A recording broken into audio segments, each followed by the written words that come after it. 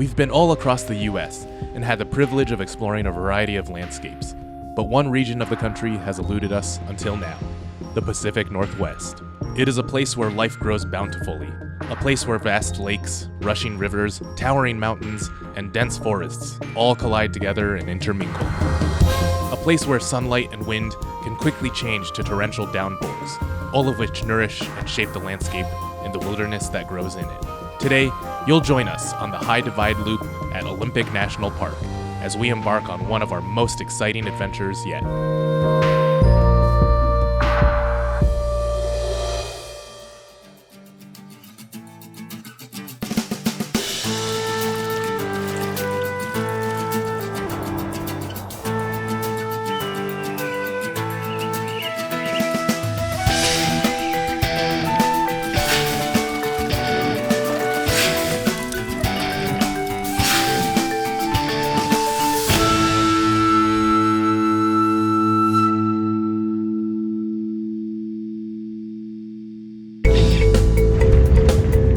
On a sunny September day, we were headed out west to Seattle. Andrew looked like he got dressed by the developers of Mortal Kombat. Thomas would be flying in later at night. In the meantime, the rest of us took a shuttle from the airport to a large car rental facility. After a bit of a drawn-out process, we finally got our car and headed just south of the airport towards our hotel for the night. Oh, that's big in here. All this space. Nice, a little business center for Thomas. You can do this Excel spreadsheet. Little breakfast nook for me and Bryan. Now, we organized our gear, making sure everything was ready for an early start in the morning. And after killing some time, we headed to bed. I arrived from the airport after the others were already asleep, and we all woke up early for the 2-hour drive ahead of us. Thomas, how was your flight? It was good. Came directly from work, so I'm a little sleepy. Coffee? Oh, I want a better cup. I'm gonna try Sven Hard's breakfast claw. I gotta join Bryan at breakfast. Is it actually a bear claw? It was called a breakfast claw. Feeling energized, we loaded up the car. We headed out, and since the rental was in Robby's name, he would be driving us to our destination. Rare time when Thomas is in the back passenger seat with me. I like it. The morning sun rose as we drove west towards our destination, Olympic National Park.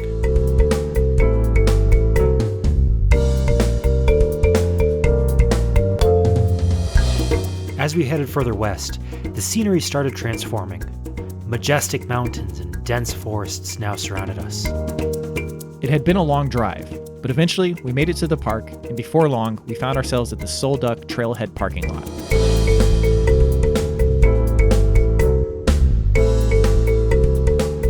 It was a gray, drizzly day, and Olympic National Park is famously home to the Hoh Rainforest, so we got our rain gear on and made our way to the trail.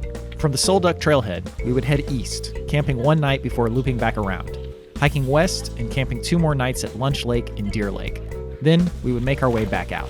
Now, it was time to start hiking. One of the most striking things about this area is how everything's covered in moss, and this right here is a vine maple. You can see how the trunk is completely covered, but it's called vine maple in part because it's kind of thin and spindly, but the leaves actually kind of resemble Japanese maple trees to me. It's one of the unique maple trees out here that you don't see in the east. We continued through the strikingly lush rainforest environment, which was full of biodiversity. So this is pretty prime mushroom growing environment because everything is just so rich and fertile and damp and moist. We passed by some ground covered in chanterelle mushrooms, some of the small chanterelle mushrooms that don't look like your typical chanterelle you might find at a market or something, but they are still edible and quite tasty. Right before this trip, I was back in San Antonio. It was up in like the upper 90s. A little bit of whiplash coming here. It's actually like only in the 50s, but because it's so humid here, it like cuts through your clothes. You just feel a little bit chillier all around. Don't worry, once that uphill kicks in, we're gonna be getting real hot. We hiked on, passing by a comb-tooth fungus, and I spotted a western hemlock tree. So one of the really common trees out east in the Appalachians is the eastern hemlock, and the way the needles look is very similar to the tree out east. And also growing on the ground, we've got some bunchberries, which is in the dogwood family. We've seen these before at Algonquin. They have some red edible berries in the summertime. And then all around us are these blueberry bushes. But again, we're kind of out of season for all that. So.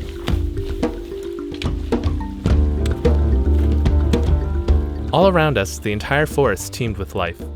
From the branches of the trees, clumps of moss grew in abundance, and all sorts of ferns and plants sprouted from the ground.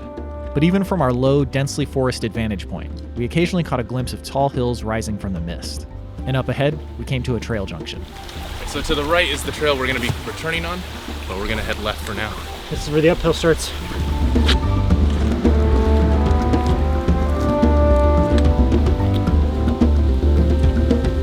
Up ahead, I spotted a vibrant blueberry that stuck out against the earthy green moss.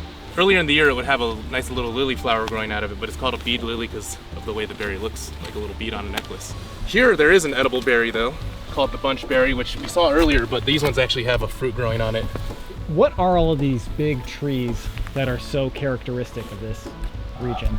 I think a lot of these are hemlocks, and we're seeing a lot of the saplings of those grow all around us too. But you also get types of spruces and firs and other things like that just growing everywhere. Along our hike, we saw a variety of mushrooms, like these angel wings, an oyster mushroom lookalike that was once regarded as edible, but has more recently been considered poisonous, as well as this large Ganoderma, and some interesting plants. Being out here is a bit like being on an alien world for me, because I'm very familiar with eastern US plants, but out here there's just so much biodiversity, and it's in a completely different biome than I'm used to. I keep seeing these bushes that look like blueberry bushes, but they have red berries on them, and I'm wondering if it's a type of cranberry, but I'll let the narrator fill us in on that one. As it turns out, this was an edible berry called a red huckleberry. And up ahead, we came across a large mushroom lying on the ground. Being out here is like being in prehistoric times. Everything's just massive. I think this is some sort of milk cap or something related to that, but it's got a very distinct vase shape that a lot of those types of mushrooms have.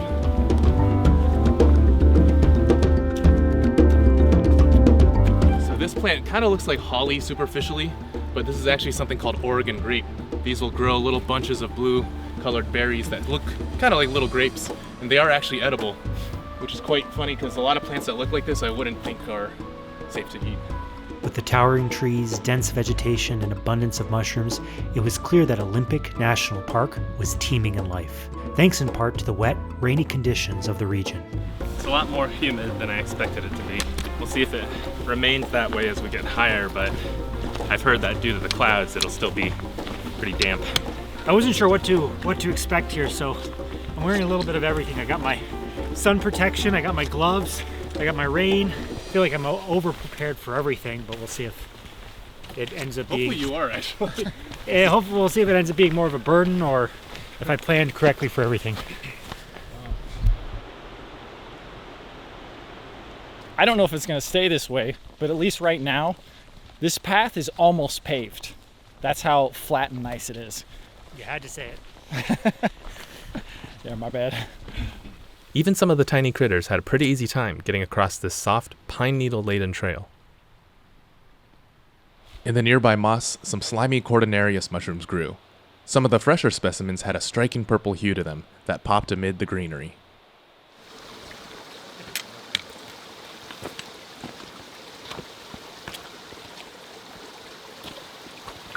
We hiked onward, past trickling streams, and through the forest's dense understory.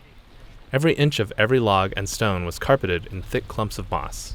Just off the trail, Andrew spotted another mushroom. This just stood out so strikingly. It's like a black and dark purplish mushroom, something called violet web cap. And you can see how on the surface of the cap, it's just got this really furry, almost velvety texture. On the top of the cap from the center, it's black and it kind of radiates into this really striking dark purple color. That is just beautiful.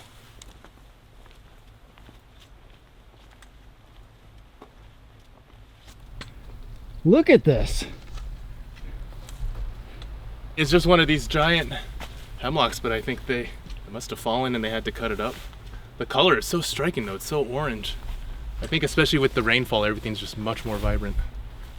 Along with western hemlocks, Douglas firs, western red cedars, and Sitka spruce trees are some of the other giant evergreens that grow in this biome. Ahead on the trail, we saw some edible berries. It's a bit late in the season, but there's a blueberry bush here that still has some of the blueberries growing on it. Let's try one.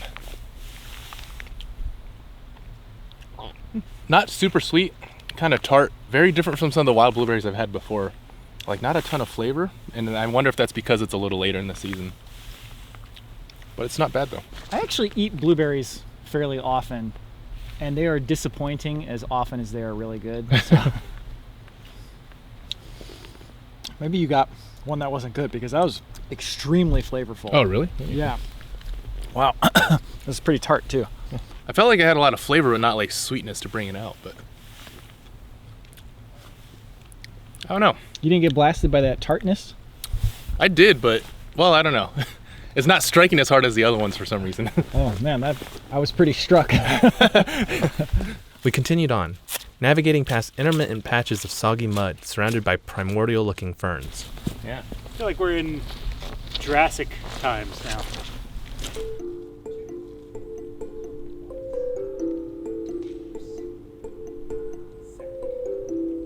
We had never been to an environment as rich and lush as this one. Every nook and cranny of the forest was brimming with life.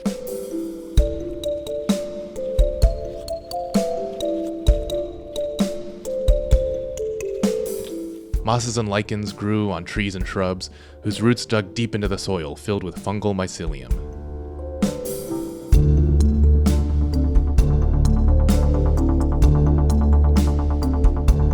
Amid the dense vegetation, we found a little clearing just off the trail. This is the Duc River Campsite. River campsite.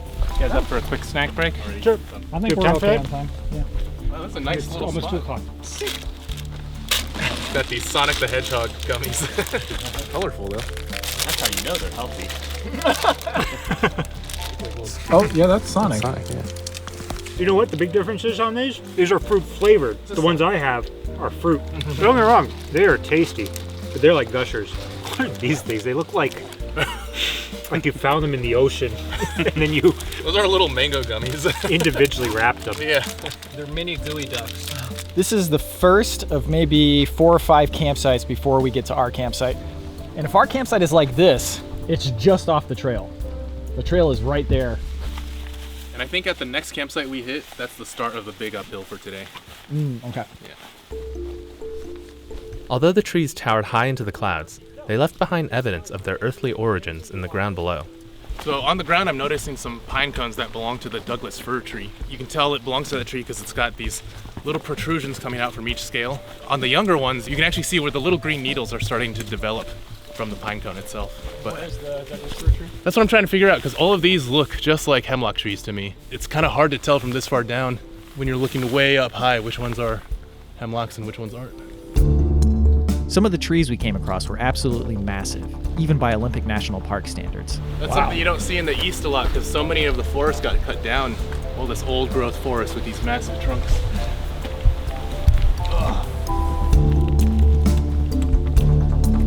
Along with colossal trees, we saw some plants that had some gigantic leaves. So this is something called Devil's Club. Right now the rain is just pouring onto these huge leaves, but you can see why it's called that. If you look closely at the branches, they're just covered in thorns. Not something you want to walk through. Further on the trail, we spotted something growing on a mossy log. So this is what's called a reishi mushroom. In Chinese it's called a Lingzhi, but it's a Ganoderma mushroom, and it's a highly prized medicinal mushroom. There's all sorts of different species. Some grow in Asia, some grow in the eastern US, and this is one that's specific to this region. I know in the eastern US there are some that grow only on hemlock trees, and this is growing on a fallen hemlock log, so I imagine in the west that's kind of what makes it so specific. But just look at that beautiful, even without the rain, it would have this shiny red varnish that just is so striking in the middle of all this forest. And that thing is huge. Like Thomas's hand next to it was half the size. So is this campsite? Or yep. Yeah. This marks the start of the real uphill now. We've done 3 of 5 miles, but these are gonna be some painful miles. And the rain just kind of kicked in, so we got uphill, painful miles, and then the rain. So It'd be good to sit and eat here, but not a lot of flat space. Yeah. Well, actually, back there. Yeah. Hold on. We gotta go take a quick look. Oh, it goes down to the river.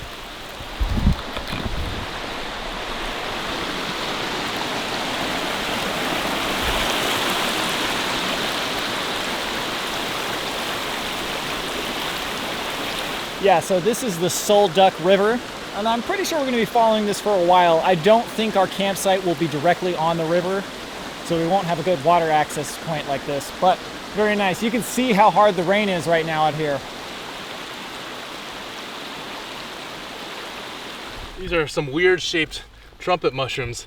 I've seen ones like this in the east, but I've never seen ones that have this almost flower-like pattern on the top of the caps. And I'm not sure if that's like a genetic mutation or if that's something indicative of the species, because sometimes mushrooms have weird things going on, but it might be a species, so we'll let the narrator fill us in. This was something called Turbinellus kaufmanni, or the scaly vase false chanterelle. The trail now started climbing higher, and we could feel ourselves heating up.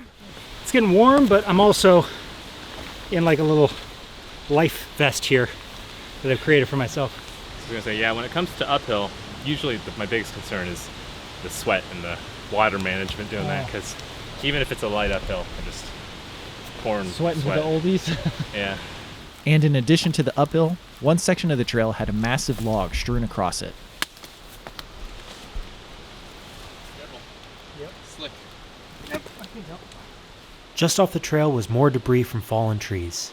In the distance, we could just make out a waterfall feeding into the river below. And we spotted something else just off the trail. Holy cow. Robby just pointed at that. There's a dead standing trunk just covered in chicken of the woods. That is so vibrant. Unfortunately, the mushrooms were too far off to collect, so we kept hiking. Up ahead on the trail was a spot overlooking a massive mossy gorge. Whoa. What's our Princess Mononoke counter? Saying this looks like Princess Mononoke, not just in this episode. Probably a lot, but Yeah. this is the definitive. This is kind of like if you combine the east and the west. Like these huge gorges, but with all the moss and biodiversity. Yosemite mixed with Great Smoky Mountains. Yeah, it really is unique. Water rushed through the gorge below, cascading over large stones as it flowed downstream. More Ganoderma mushrooms were perched amid tall stands of hemlocks and Douglas fir. Further along the trail, we were afforded a view of another awe-inspiring waterfall. Everything about this place, from its cascades to rushing water, to the massive trees, to the rich and diverse ecosystem, made it feel like an ancient, primordial realm.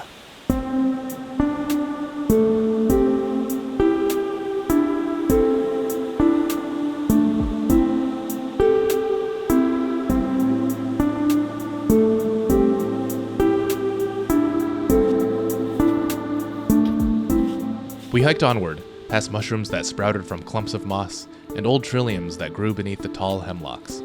Everywhere we looked, there were different species of fungi and plants growing. You see a lot of ferns in these forests, and these ones in particular have something called a fertile frond. So you've got the fronds or the leaves that grow at the base, but they'll shoot up some individual stalks that have all these spores underneath. And you can kind of see how there's a darker color where all the spores are. And that's where all the spores get released from. And some ferns have the spores just underneath their leaves, but some of them are like this. A gust of wind rolled through the forest, scattering droplets of rain all over. On the trail, we saw a small squirrel skittering about.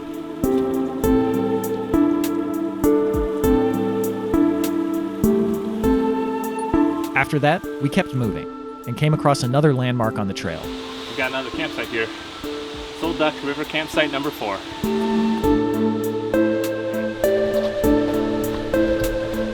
This is the nicest one so far. Really flat. Got a little over a mile, like 1.2. I don't want to jinx it, but this hasn't been that bad so far. It's been pretty decent uphill.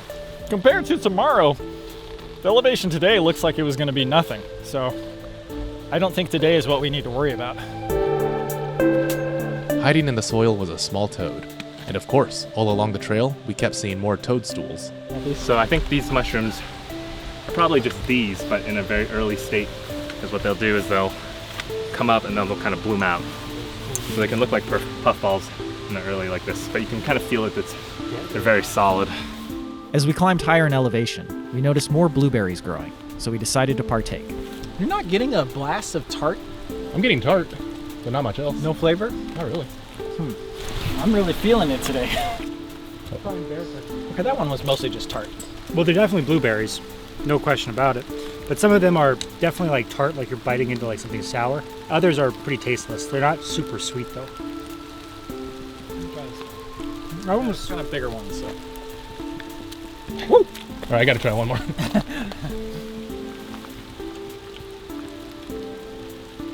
Tastes like tart water to me. I don't know. Wet nothing.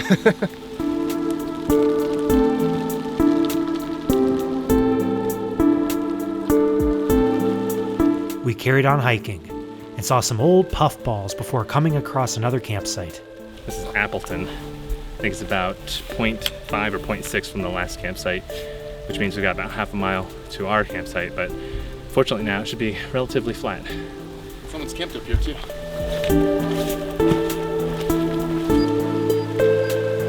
We crossed over a bridge and saw a carving on the dead section of an old, massive tree. We're trying to figure out, this is 9/14/33. The calligraphy of it looks like it was written by someone from the 30s, but I'm impressed. I'd be shocked if it withstood on wood for almost 100 years now. The only reason I would give it a chance is because it's on the dead wood, so it's not like it would have warped as the tree grew. But It's possible the carving refers to the Civilian Conservation Corps, which was founded in 1933 and helped establish Olympic National Park in 1938. there's a group camp right here. Got about a quarter mile left. Doesn't look bigger than the other ones. No, it doesn't. Looks like there's a lot more down that way though. Oh! Yeah, way down there. Huge spot. We were close to our campsite now, so we kept moving. Up ahead, a large log bridge passed over an impressive cascade of water.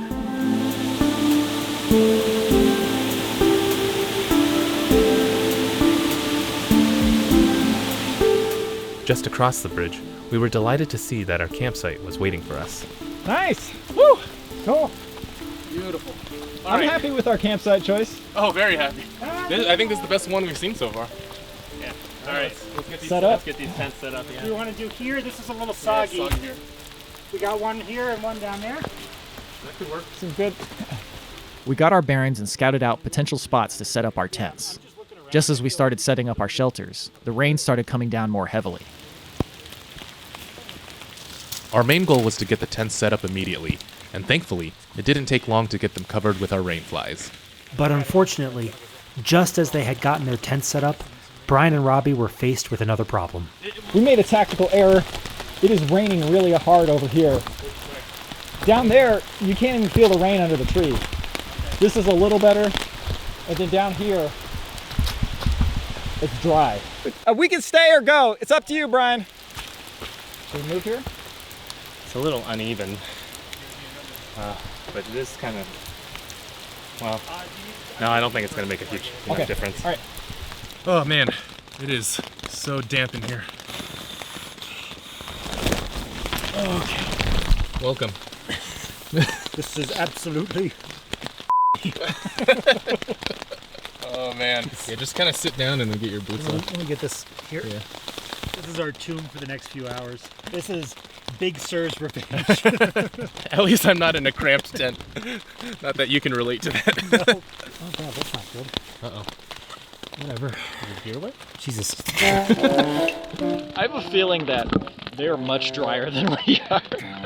This is a much more wet spot. Like the inside of the tent was already wet by the time that we got the rain fly up. Yeah. Not great, Bob.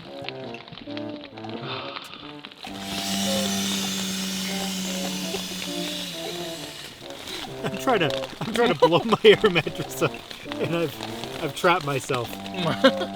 This may be my new sleeping bag.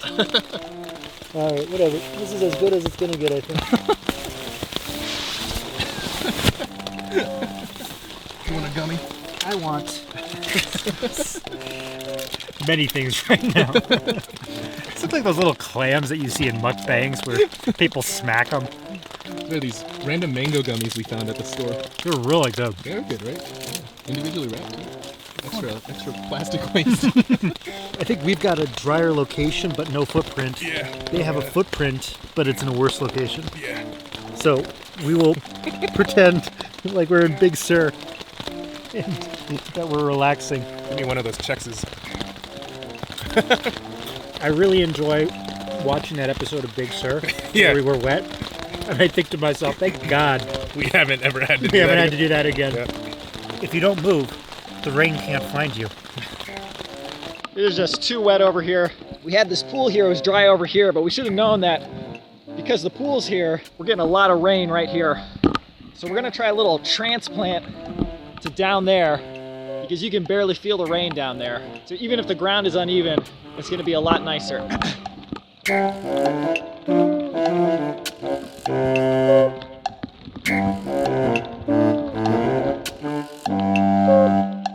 Hey Andrew, you know what's pretty nice? Is that we're inside this tent. You guys okay there?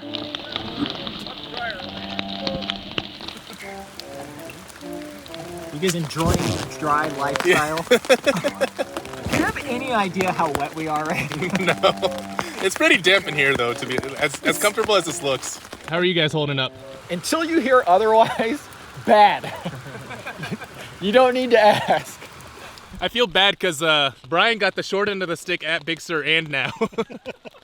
Bryan and I cooked some dinner to lift our spirits, and he had a surprise for us. I've got a all spark here. Oh!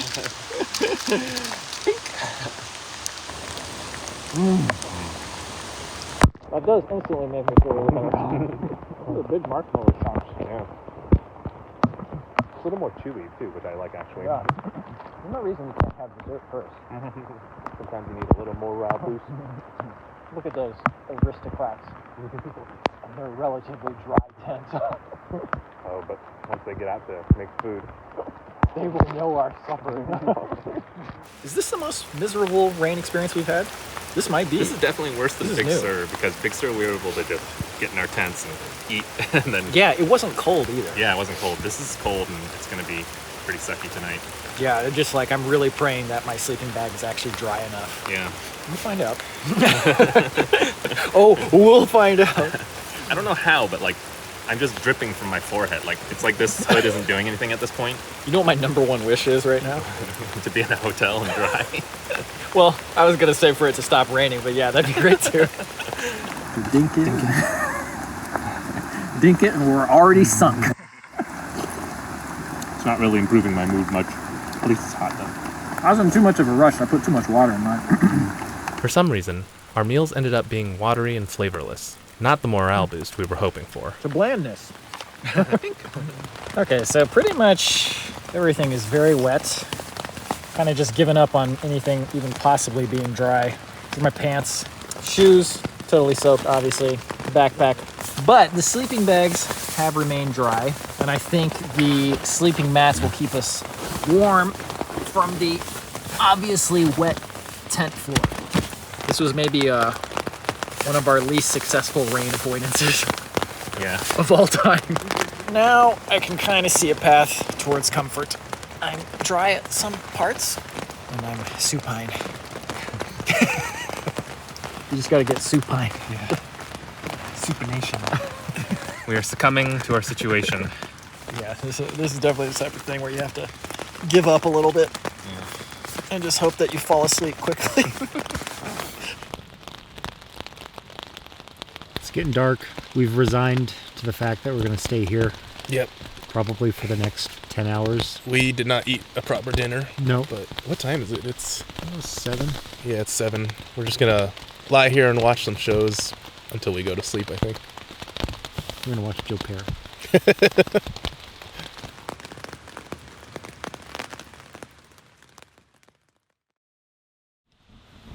The next morning, the rain had let up, but everything was damp. It is 9:15 a.m. We've been in this tent for 15 hours. 15 hours. 15 hours, not as bad as Big Sur, which was 17 hours. Everything outside the tent is just soaked, but it did stop raining at least. I want to say, for as good as things could have gone, I think this is as good as they could have gone knowing the conditions we had out there. For us. We're now gonna find out if wool keeps its insulating properties when it is completely wet. Unclear. This is also completely waterlogged, but this is also made of wool. I want to keep this shirt dry for nighttime. This is going to be horrible.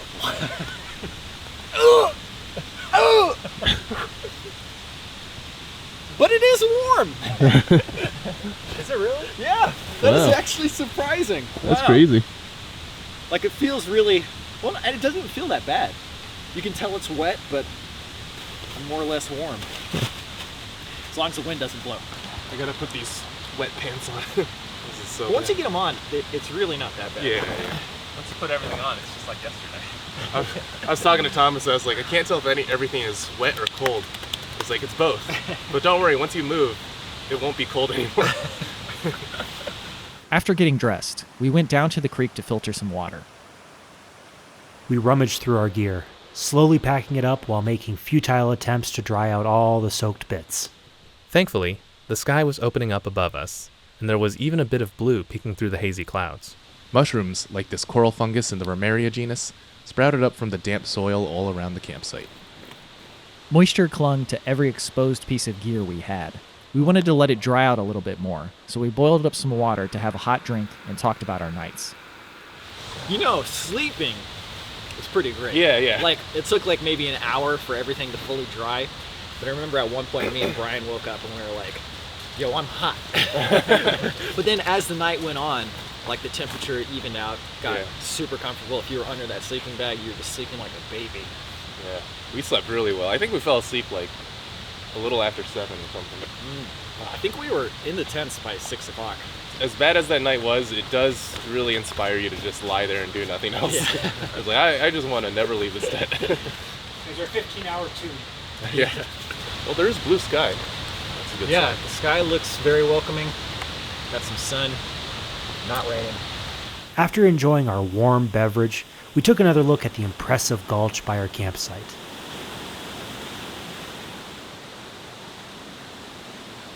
And then, it was time to get hiking.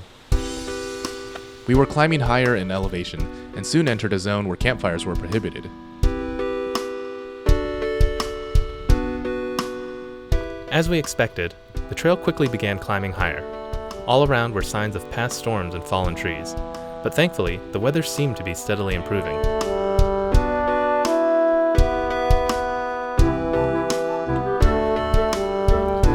We continued climbing higher.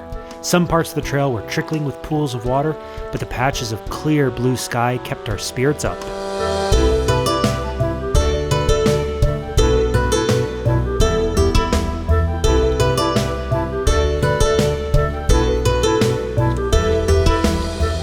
We passed by more stones covered in dense layers of moss and saw another comb-toothed fungus growing from a log.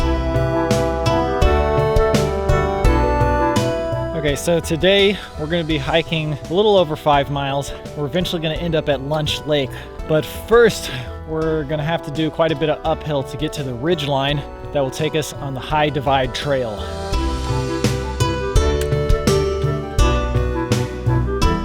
In the aftermath of the rain, everything seemed especially lush and colorful. But as the sky cleared even more, things slowly but surely became drier. You know, for how moist it is, I do feel like I'm drying out really quickly. Like my pants are almost completely dry right now. I think my shirt feels kind of dry too. At least it definitely feels drier than this morning, that's for sure. That's for sure.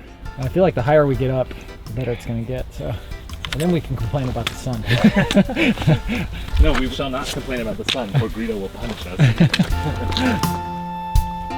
And just like that, the sun started shining through the trees, casting its welcoming rays across the forest. The path now led out of the woods to higher elevations, where the vegetation was much more sparse. What a complete change in pace from yesterday. Gotta say, my mood is improving. Just being able to see the sky at all is pretty great. The open skies and warm sun were a significant morale boost. We took a moment to just stand around and enjoy the sunlight. After soaking up the sun, we got back to it.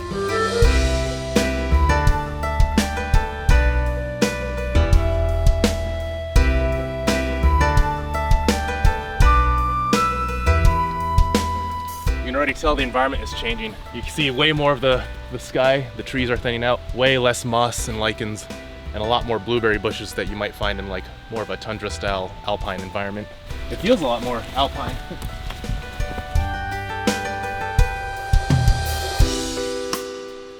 The further we hiked, the more we were exposed to views of distant hills and mountains. The environment had changed drastically, but there were still plenty of fungi to find all around. So continuing with the theme of lots and lots of mushrooms in this environment, we found some Amanita mushrooms, some Amanita muscaria mushrooms, and you can see that they have a nice, beautiful, bright orange and red color. Those were some of the reddest I've ever seen. Usually when I find mushrooms like that, they're more of an orangish or yellowish color because there's some varieties of that species. Really cool.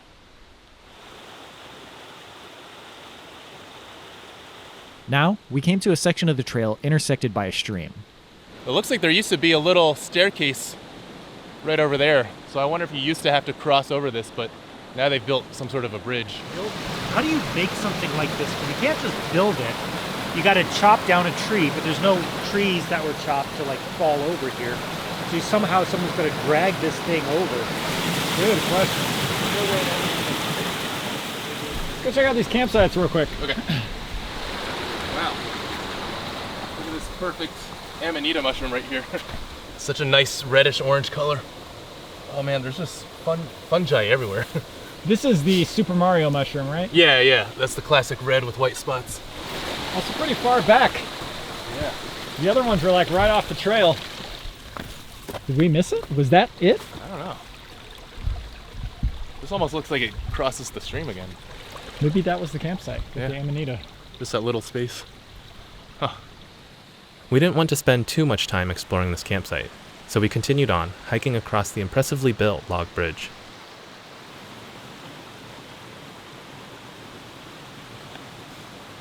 On the opposite side, the sunlight highlighted the countless blueberry bushes, whose leaves were turning a stunning crimson color at this elevation. What a complete change from yesterday. Yesterday was like the most muggy, rainy, summery feeling environment, and now we've got these beautiful fall colors, open blue sky and sunlight. Wow, it's so Here's crazy. the campsite. Oh wow. Yeah, that looks a mite bit better. Wow. We made our way through the meadowy, marshy environment, passing by an occasional pond filled with clear, stagnant water. In the distance, we could now see jagged Rocky Mountain ridges. And with the plethora of blueberries around us, we decided to give them a taste as we hiked.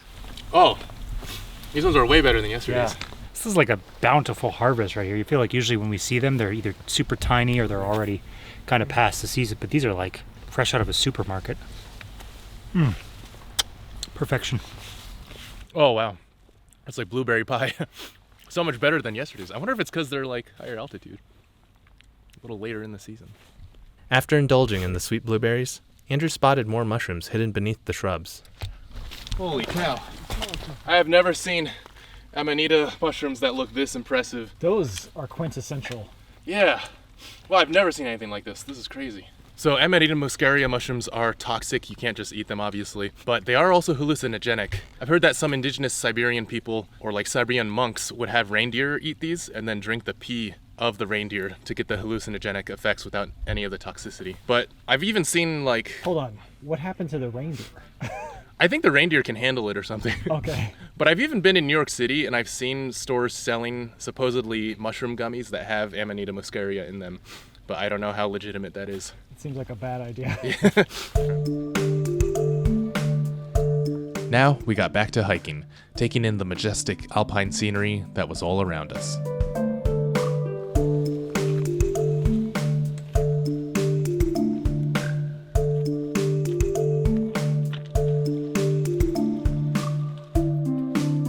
We were now approaching the Sol Duc Park campsite, which meant we were a little over a mile from the end of the big uphill, which was near a body of water called Heart Lake. They said up near Heart Lake, they saw about 18 bear sightings, whether that's like all different bears or the same bear a couple times, I don't know. We purposely went to the website to see what the bear guidelines were here, and they said they do not recommend bear spray. But I guess they're supposed to be a lot more timid and docile here, and they stay away from humans. This campsite, yeah. You can see this ground also got soaked. Wow, this is a big campsite. Wow, huge. And this is one of the first campgrounds we've come across that actually has a proper latrine. And I think Thomas and Bryan might make use of it. Weird. Oh, that's nice. Look at that. Poop and toilet paper only. Gentlemen, see you on the other side. Yo, Andrew, come here. Do you want to redeem yourself and try cooking this again? I mean, the only way we could cook it is boiling it, right? This mushroom's in the Hericium genus. There's a lot of similar ones. One of the most well-known is lion's mane, which has a lot of good medicinal properties, including like helping your nervous system. People say it helps you think more clearly and stuff, so I should probably take it more often, but but yeah, that's an impressive specimen. Holy cow. Look at that. So there's a couple other plants in this area that we have seen both at Glacier and in the Tetons, but this one is a lupine plant. Right now, all the flowers have gone away and they're just seed pods right now, but you can tell they're lupines because of the way the leaves are shaped. They've got this palmate shape. I've also seen some corn lily in the area, which is another plant we've seen out west all the time. Yeah, very typical alpine plants. Oh, here's some corn lily right here. You can see it's got that kind of vaguely corn-shaped stalk.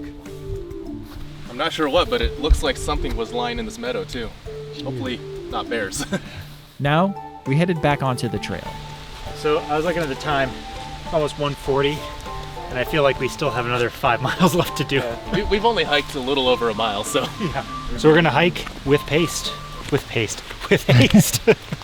With paste.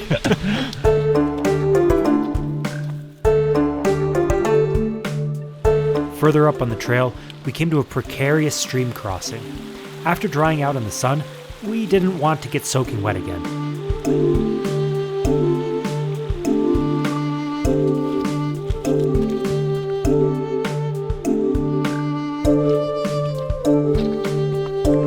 The higher we climbed on the trail, the more we were exposed to views of distant mountains and the open sky and sun. So one of our viewers, Kevin, he was telling us that for this type of weather, you really want to dress in layers because you're going to go from hot to cold, wet to dry, and that's definitely been spot on. Because down there in the shade, it is quite cold, but as soon as you get out under the sun, even if it's cloudy, when you start going uphill, it's pretty warm. But despite the relative warmth, it seemed the alpine air and the fall colors had Thomas in the mood for Halloween.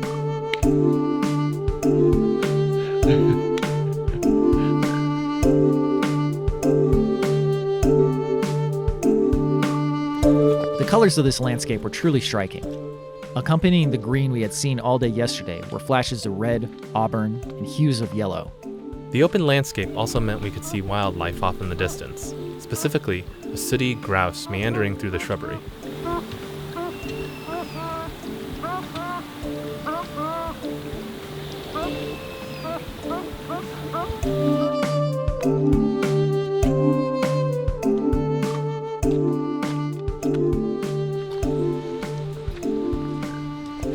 We continued trudging up the hill. It seemed like the higher we got, the steeper the trail became. Okay, this is the level of intensity I was expecting from these uphills, which is to say, moderately intense. It's pretty steady uphill now. Before we were getting some uphills with some flats. And then, in that moment, Thomas spotted a bear crossing the trail. Where is he? He's up there. Yeah, I see him. He's right over there. I see his head poking. You see it? Yeah. Wait. Watch the trail up there. Yo, bear. Oh, There he yep. Yo, bear. Yo, bear. Thank you, bear. Yo, bear. Yo, bear. Wow. Yo, bear. Yo, bear. Thankfully, the bear had moved off the trail and continued up the hillside, too preoccupied with munching on blueberries to pay any attention to us. We watched as it continued sauntering away, eventually making its way into the woods.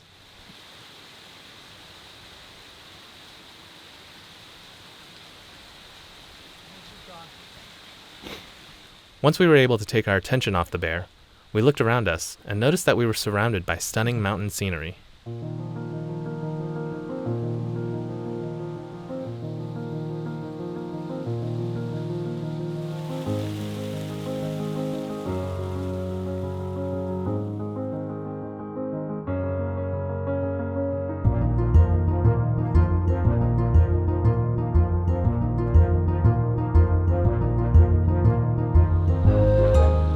Misty haze rolled in as we made our way up the incline, which led us to a stunning basin that was home to Heart Lake. Wow. I don't know, maybe some of the Rocky Mountain hikes we've been doing lately. I was expecting something big and grand, but this is really just kind of sweet.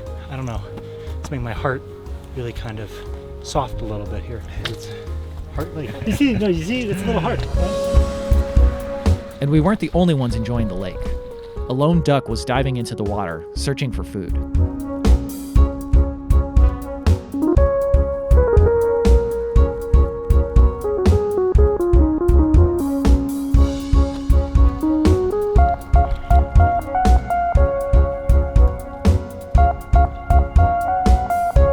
Now, we continued up the hillside. In the distance, we could see deep fjords cut through the landscape that fed into the lake. And the higher we climbed, the more stunning the views became. We made our way a bit higher, and from this vantage point, we could clearly see the heart shape of the lake.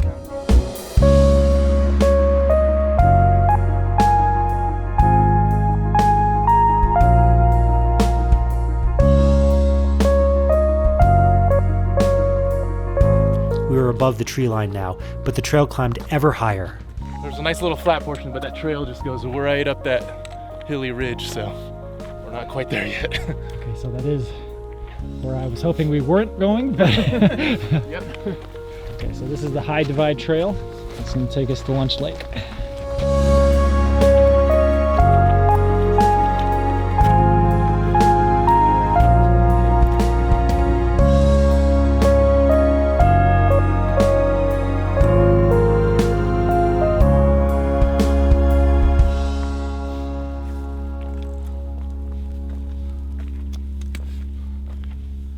This is a pretty familiar feeling where you're hiking up something so steep, nobody makes a sound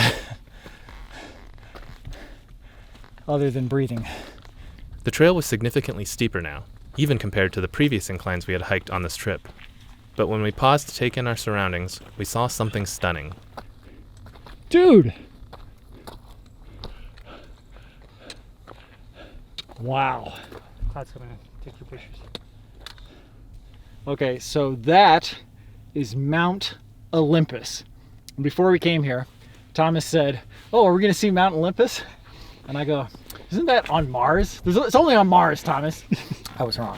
Mount Olympus is right there. Yeah, we were looking over there and I was like, is that a glacier? That looks like just a bunch, like a whole field of snow over there. And I was like, there can't be a glacier this close to the ocean. Wow, that is so mysterious. Because it just looks like clouds at first. Yeah. But as the clouds part, you're like, whoa. I can start to see that glacier. Whoa. I had no idea this was here. I didn't either. Yeah, a couple of hikers just passed us. They said, look out, there's a few bears up ahead, so we still got a lot of hiking to do. We've got less than 4 hours of sunlight. No bear. So I don't see any just yet. Nope. So it should be right over this ridge. They said, yep, there they are. Right up there. Yeah. Yo bear. No bear. No bear. Yo bears. No bears. No bears. No bears. They're like little dogs. Just enjoy your little berries. No bears. No bears. No bears. Ooh. They look like tasty berries for the bears. Hey bear. Thankfully, the bears were again too preoccupied with their berries to pay us much attention. In the meantime, Andrew saw an appropriate plant for the occasion. There's another common alpine plant out west. This is called bear grass. It's not actually a true grass, but you can see the leaves resemble a grassy plant. And they have this long stalk. Bear grass likely gets its name from the fact that bears occasionally eat their softer leaves, and because they so often thrive in bear country. All right, there's a little offshoot. I'm guessing this is a view. Whoa. Oh, Oh, yeah, it's a view, all right. holy cow. I was not expecting to see anything because of the clouds, but that is a view for all views.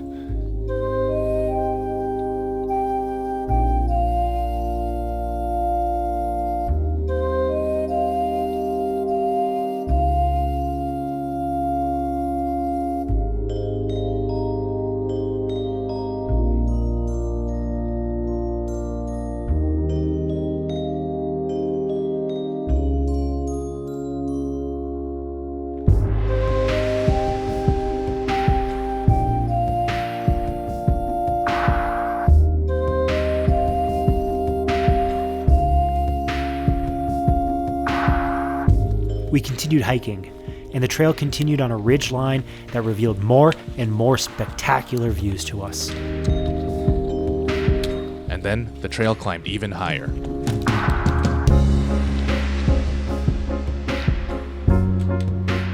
As we hiked, we reflected on just how varied the landscape here was. How already, in just a day and a half, we had seen so much.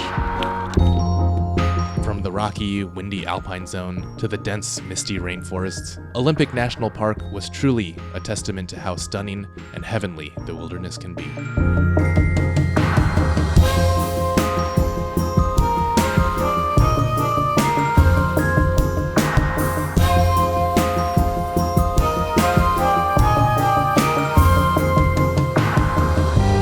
diverse ecosystem here serves as a good reminder that, although certain places and environments may seem disparate, they are still deeply interconnected.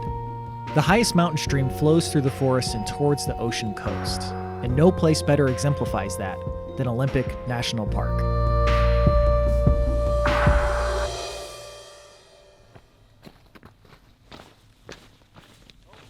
Is it just me, or does this seem like one of the quietest hikes we've ever gone on? Very, very quiet. Both in the number of people that we've seen Yeah. and just the physical sound level. Yeah. I mean, I feel like I can hear my ears ringing. It's so quiet. There's no wind, hardly any birds. I'm going to hazard a guess and say that peak that just got hidden by the clouds is Bogachil Peak. Bogachil Peak should be the highest point we get to today. It's the highest peak in this little area here. Then once we get to that, we'll head down to Lunch Lake.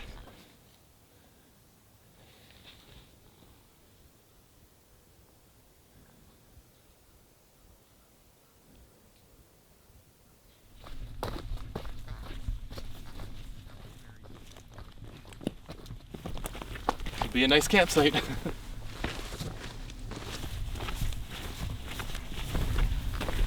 Whoa.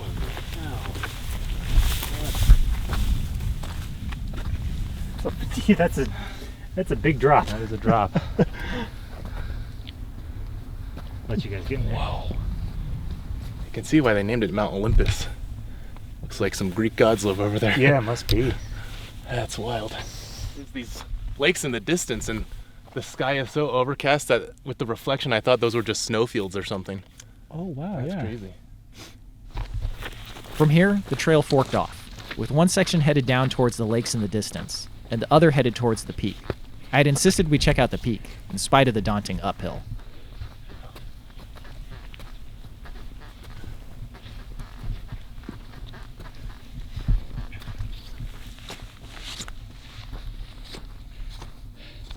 You can see over there, there's a glacier near Mount Olympus. You can still see it a little bit there.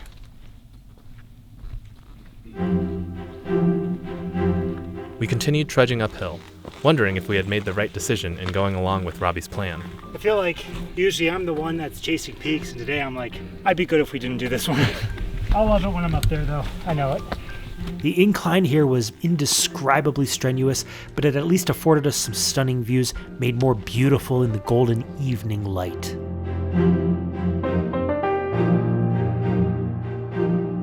Wow, this is very steep. Today's uphill has been pretty manageable, but this is taken up to another level. Yesterday's and this morning's uphills were like nothing, but this is just so brutal.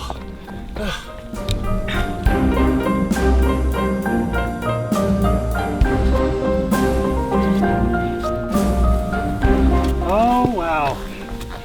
Hot dog. This was worth it. Even if this isn't the top, this is worth it.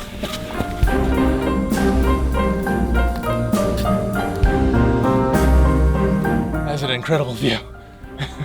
Well, maybe it was worth it.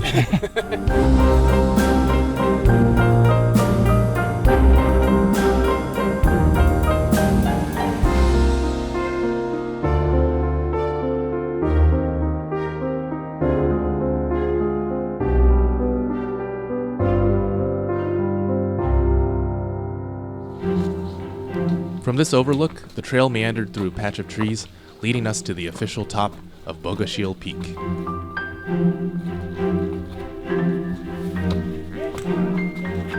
On our way up to the peak, we spotted another bear far off in the distance.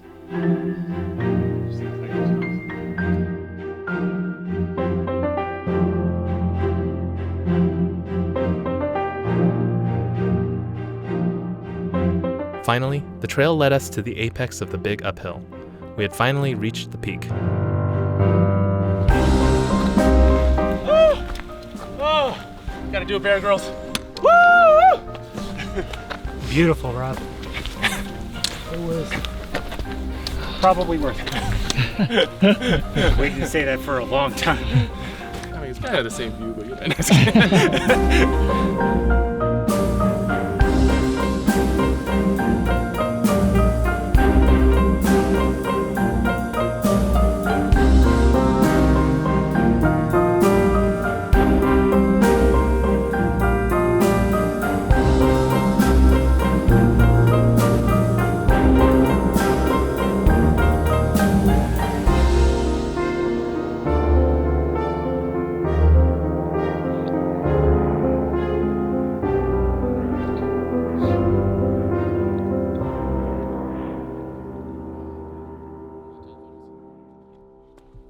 we now made our way down from the peak.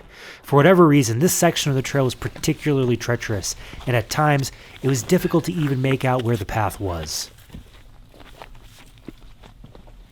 Driving somewhere. Cool.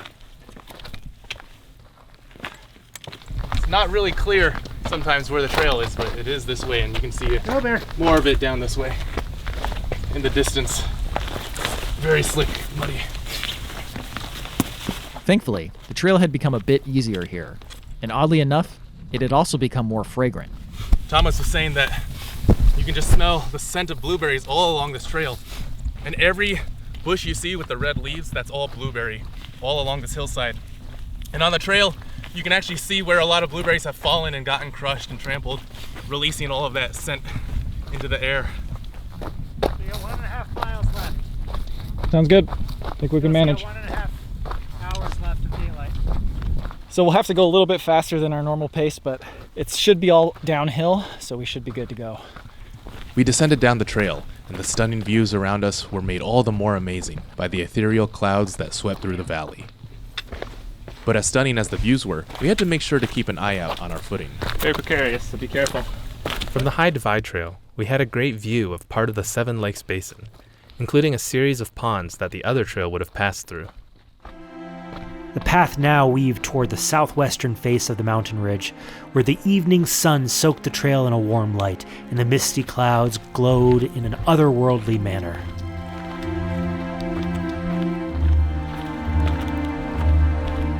This is pretty surreal. This is... We've said it a lot before, but it feels like I'm in a different realm. The golden haze swirled through the trees, accentuating the pink hues of the fireweeds and the vibrant reds of the paintbrush flowers. We enjoyed the scenery as we descended down a series of switchbacks. Where's Thomas? Oh, hello again. Goodbye. These are the most switchbacks ever. Yeah.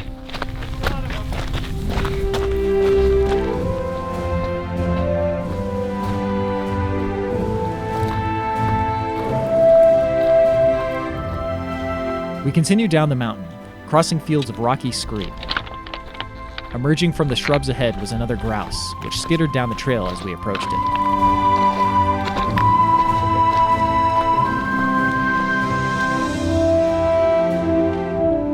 Eventually, we came to another junction as our hike neared its end for the day. All right, so this is the direction we're heading tomorrow. Yeah. Today, This is where we go. To our campsite. Seven Lakes Basin. Must be. Yo, so I say we let Thomas off his leash, go as fast as he wants to get to the campsite. That way somebody is there before it's dark. Okay. And then he can scope out a good campsite. Godspeed, Thomas. You going? I'm gonna try to keep up, but Nah, you guys will keep up. I'm pretty tired. The trail now passed through a small rocky section before cresting a hill and unveiling a vast open valley to us. I'm actually guessing one of those must be our lake. One to the right. Yeah, one to the right sounds right to me. Okay, I just confirmed with the map. That is our campsite right there, Lunch Lake. The big one on the right. In the distance there, you can see the path leading to the lake, and then the campsites will just kind of be scattered around. In fact, you might be able to see some of them, like right there. We descended down the trail, and although our campsite was within sight, it was still over a half-mile hike to the lake. Yo, Tom! The views here were absolutely stunning, but we were almost too tired and focused on getting to the campsite to appreciate them in the moment. But after a long descent, the trail eventually ascended a small hill that led to Lunch Lake. Let's take a quick look at the lake. Now, it was time to look around for Thomas and see if he had found a good campsite. Thomas, where you at? Campsite's all over. Well, I seem to have lost him, but he's definitely somewhere over here. Whoop, whoop!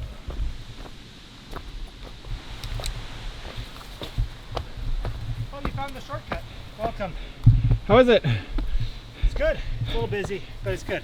We got a neighbor over there and a neighbor over there, but we won't be too loud. Thomas, ton of campsites. Do we want to keep looking? You're welcome to. I wanted to stake down a halfway decent one here. I think we should. I'm gonna go explore. Thomas is gonna keep this place I'm gonna just in case. find the guys and bring them here too. Okay, sounds cool. Good luck.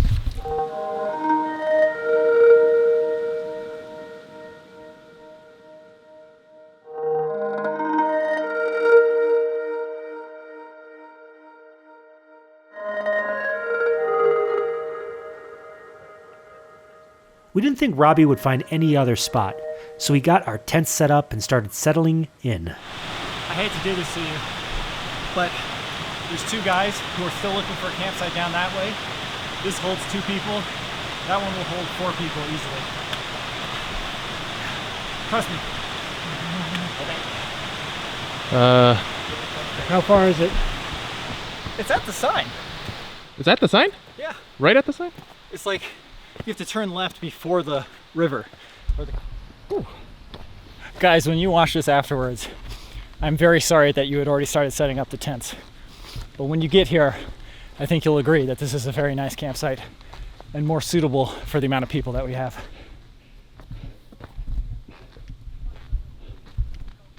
It's 35% better, right? I mean, you tell me. We're not sandwiched between 2 other people, and we have 2 tent spaces. We'll let Thomas decide. Come on, this is clearly better. No, it's better. Come on, Thomas, you gotta be on my side on this one. You of all people. Look, there's 2 tent spots. That alone has to be worth something. And we've got the privacy. This would have been 25% better. Let me rephrase. This would have been 35% better if we didn't have to unpack the tents and lug them over here. It lost 15% automatically. But because Not I still 20. think this is 25% better.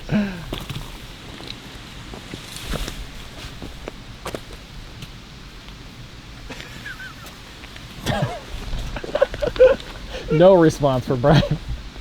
To boost our spirits after having to move camp, we decided to sit down and have some food. Mango gummy, anyone? Yes. Yes. If you're feeling like Take one, pass it down. Gummy. You gotta stop by that grocery store and get more of these. Yeah, these are great. Substantial gummies. The cold is making them a little chewier. I wonder how long it'll take for the sun to rise over those hills. This is just steam, guys. Look how... Wow. That feels great. I know. I could use a nut spoon to eat these almond slivers. Alright. Who's ready? Who's ready? That's the first batch. I'm gonna be real tight on food on the last day. And by that I mean I won't have any food on the last day. How is it? I'm emotional. My mouth feels so warm right now. Okay, butternut dal bhat. I'm underwhelmed. It's not fully dehydrated. Maybe the water didn't stay hot enough long enough. Try this. This is crunchy. Put some more water in there. It's still hot. Oh, that bite was good. My third bite was pretty good. More? Ooh. That will warm me up. Oh my god, I can't wait to get into the sleeping bags. Which one are you? Are you also? I'm doing the butternut too. Yeah. Everyone's butternutting except me. Well, it's gonna be nice to sleep in a warm sleeping bag. Not eating yours yet? Nice. This This was a couple minutes after yours. Yeah. I say we make a proclamation right now. We're going to be the last people to leave this campsite. There's like 50 people here. I'm with you. I'm with you. All the other people have to leave before we're allowed to leave. I'm just kidding. We can leave whenever. No, that's good. Good for me to set my expectations. I do really hope that sun comes out tomorrow. I want to watch at least one episode of Bear Grylls in the morning. And I want to watch at least one episode tonight. You said you do have an extra meal? Yeah, because I didn't eat one last night. We both do. So if you did cook it, is it a communal thing? Or Yeah. Oh, you know my boat, baby. Have we agreed that? I was going to say, I don't know. I might have to have that for breakfast tomorrow if we're camping, if we're staying in. I am very low on snacks already. I've got my stroganoff for tomorrow. All right, Robby already knows what secret dessert is, but we could always use a little pick-me-up, right? Yeah, right now I especially. This is our all-star. Oh, Just that there are more gummies. ooh, home style. Home style. Rice Krispie treats. I brought one for every night, so I have 12 Oh yeah. In your tent? in my canister. Yeah.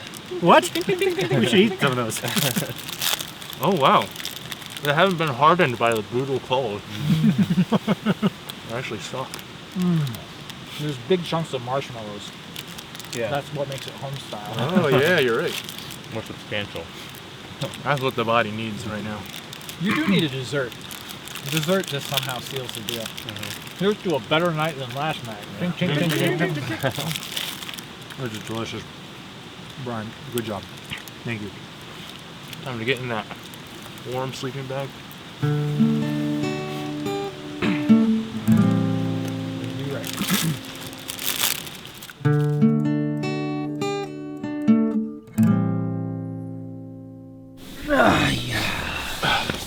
Take my towel and dry whatever you need off. I'm really hoping the sun just blasts us tomorrow. I'm very ready to just lie down and not think about anything else. That's smart. I am going to do that now, actually. Oh. My mom and dad got me this little headband as a souvenir from their travels. And it's been very helpful because it keeps my ears warm and I can also use it as a little night mask. So thank you. Thank you, Andrew's mom and dad. Ready for sleep? I'm ready. You ready for Bear Grylls before sleep? Oh, I'm ready. Thomas, how long did we stay in the tent yesterday? We were 15 hours. Are you guys ready to break our record again? Oh yeah. I want that sun to come out. I want every droplet to evaporate. I'm not gonna get my hopes up though. Wake up in a desert. We all have long beards like Jumanji. How long has it been? How are you guys feeling? Good. Yeah, pretty good. We're about to watch our in-flight entertainment. All right, we'll see you guys in the morning.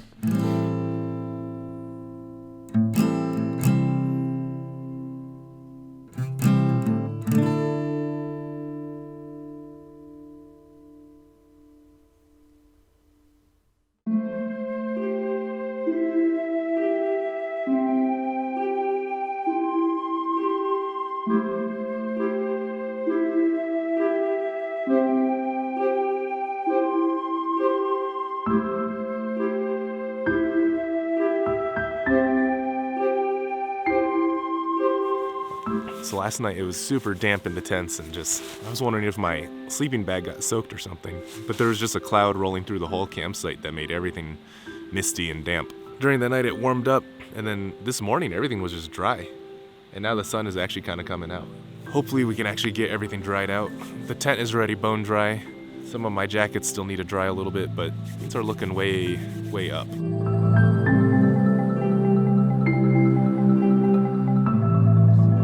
I don't feel like going back to sleep, but I also don't feel like getting out of the tent. Same. Not gonna lie here. After spending some time lying around in our tents, we all got up and started packing away some of our gear. But we were taking our sweet time this morning and allowing the dry mountain air and sunny weather to dry out our gear.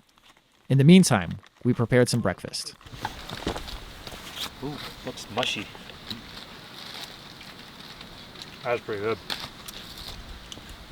Slightly better than I expected. That's good. After breakfast, we spread out more of our gear to dry in the sun. We had a shorter hike today, and we were relishing this relaxing, slower-paced morning. So usually the second night of sleep is really terrible, but last night I slept like a baby. I was worried at first because I got in my sleeping bag and everything was so damp and moist. Oh yeah, me too. Yeah, I was like, oh no. But then like some way partway through the night, everything just got really warm. Yeah, the mountain air, I guess, is dry enough that everything is, like, actually my hands are kind of cracked now. It's so dry. Yeah, which is great. It's exactly what we needed. Such a welcome sight. Eventually, we got all of our gear packed up and headed out of camp. Before getting back on the trail, though, we wanted to check out Lunch Lake in the bright of day. The lake water was cool and crisp, and the scenery was incredible. Distant mountains provided the perfect backdrop to the clear, calm waters of Lunch Lake. And as we took in the sights of the water gently lapping against the shore, we started noticing tiny frogs in the grass around us. That's crazy. There were hundreds of frogs everywhere, some of them piled up all together. Occasionally, we saw some frogs that still had their tadpole tails attached. After spending some time by the lake, we treaded carefully back to the trail and went on our way.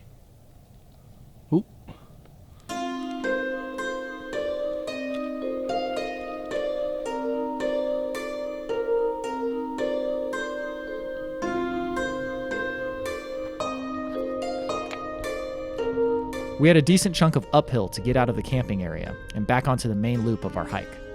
But just as we started our climb, Bryan and Thomas spotted a black bear roaming the hillside. Like many of the other bears we had encountered here, this one was far off in the distance and incredibly docile, so we continued our hike. And in the light of day, we got to really appreciate our surroundings.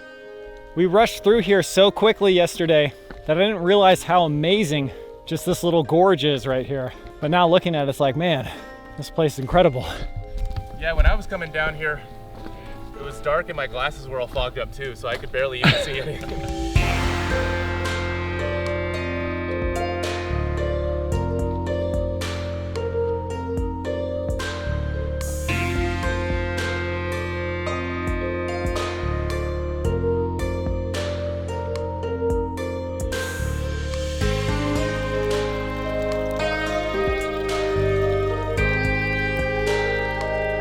And in addition to the sweeping vistas, I was also able to pay more attention to the smaller details in the environment.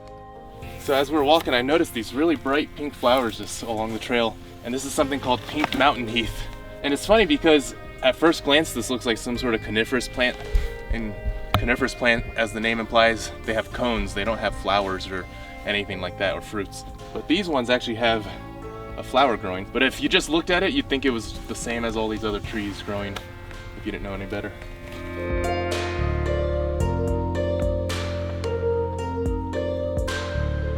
As expected, going up this is way harder than going down. The uphills here are definitely not for the faint of heart.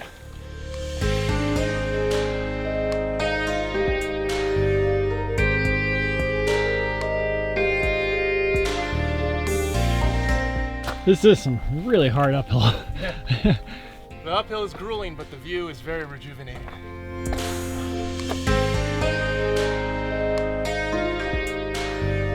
So, I've been noticing this on the way down. Some of the blueberries have this classic kind of like waxy, milky covering, and then some of them are much more glossy. And we just talked to a ranger and he said the glossy ones are probably huckleberries technically. They're very closely related, but let's see how they taste. Blueberries are very flavorful, very tart. The huckleberries are almost more sour and a little less flavorful. But it's confusing because if you look here, there's huckleberries growing right next to these blueberries. And it almost looks like it's the same plant. Oh, it does, yeah. So it's hard to say for sure, but... We continued the climb and suddenly heard Thomas's voice out of nowhere. Apparently, Thomas is already at the top and Andrew can see him. So that must mean we're not too far. It certainly feels like we're at the top.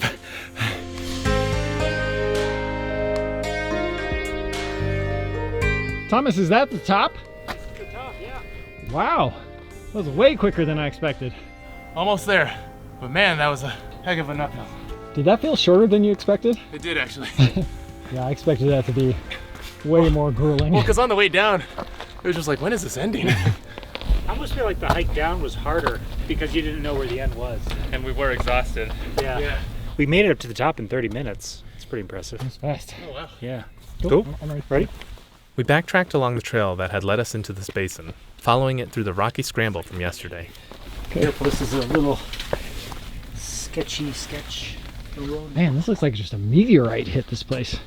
In the light of day, we could now see a huge gully filled with stones and scree.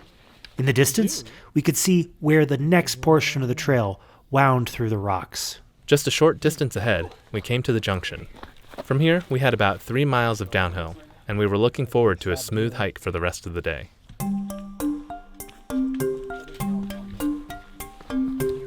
From the junction, the path veered into the rocky gulch, which was littered with bright, cream-colored stones. Unlike other mountainous areas we had been to, Olympic contains no native granite. Instead, much of its geology is either basaltic or sedimentary rock.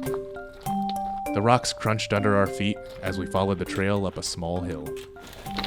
This looks like the part we saw from far away with the rock wall here.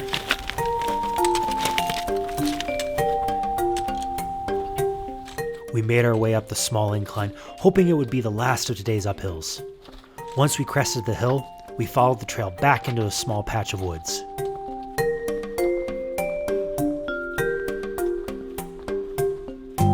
But before long, the woods opened up again, revealing more stunning mountain scenery.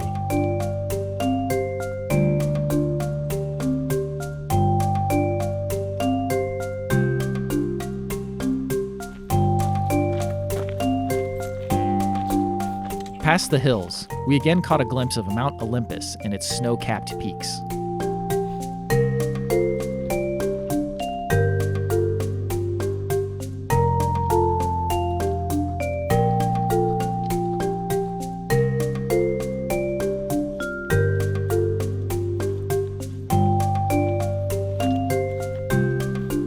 Along with the beautiful views, there were plenty of fantastic things to find hidden along the margins of the trail.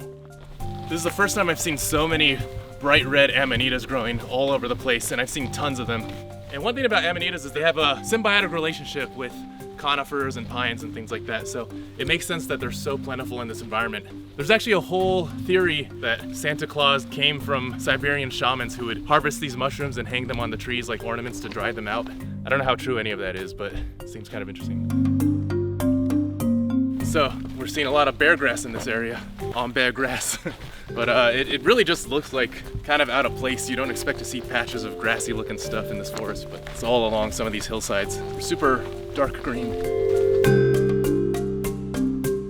Another really iconic part of this park with its rainforesty environment is the old man's beard that grows on everything. It's a type of lichen, and you just see it clinging from the trees all around us, just every single little branch and nub. It's good tinder when it dries out. If you try to pick it straight from the tree, one, you're kind of harming the environment, but also it's just not gonna burn. But you can also boil it medicinally as a tea.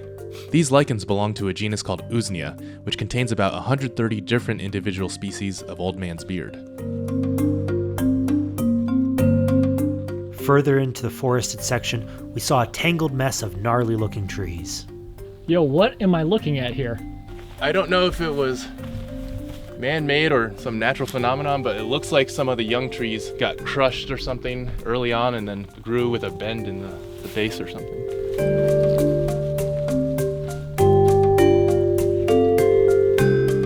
Maybe something here died and fell onto it and then changed how it was growing.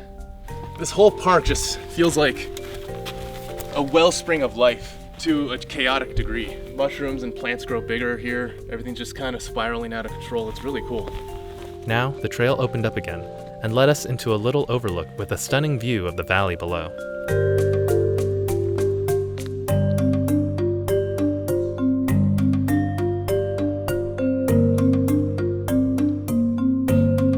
Off in the distance, we could see Deer Lake, which we would be camping near tonight.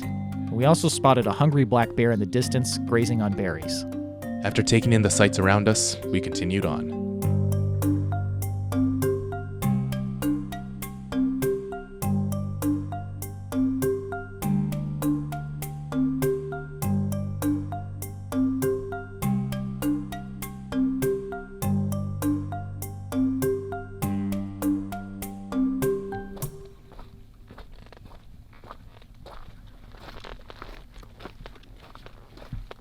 The trail had definitely mellowed out compared to yesterday's hike, and everywhere we looked, there were blueberry bushes. We were just talking to some people, and they were saying that, well, I can't remember the conversation exactly, but you were like, it's so much different here with the bears because you don't have to worry about them. And then he was like, yeah, just because there's a copious amount of berries, they're too busy eating all of those. But yeah, there's blueberries all over the place, just completely untouched. The bears probably can't even eat this many. As we hiked, we stopped to partake in some huckleberries, which a ranger mentioned tend to grow on taller shrubs compared to blueberries. Pretty good. If you asked me to tell you the difference between a huckleberry and a blueberry in taste, I would not be able to do it. Yeah, almost the same, yeah. I feel like I've had some of the blueberries that are sweeter, and these ones are usually not that sweet, but... Yeah, this wasn't that sweet. It was pretty tart, so... We carried on down the blueberry-covered hillside. A series of switchbacks took us lower in elevation and brought us ever closer to our campsite for the day. Even though the hike was easy today, We could all feel the tiredness in our legs. Now, objectively, this is the shortest day, right? Yeah, definitely, by a fair margin. Why does it feel like the longest? I'm like so lackadaisical right now. Even Thomas is only like 10 meters ahead. The autumn colors were especially vibrant in this area, and we also saw a flock of greater white-fronted geese relaxing by a small pond. Just a little bit ahead, we had come across something on the trail. Looks like there's a sign. Oh, I guess there used to be campsites here? Yep. Not anymore. All right. These lakes have a name?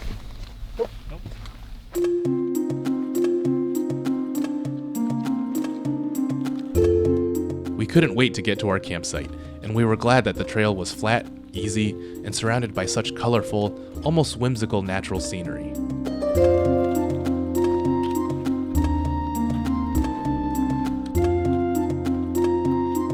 The path weaved through meadows and woodland, but every time we thought we would see a campsite, there was just more trail. Yeah, when we were up on that overlook over there, we saw Deer Lake, and we were like, that's really close. I feel like we've been hiking for like 2 or 3 hours and we're still not there. So long.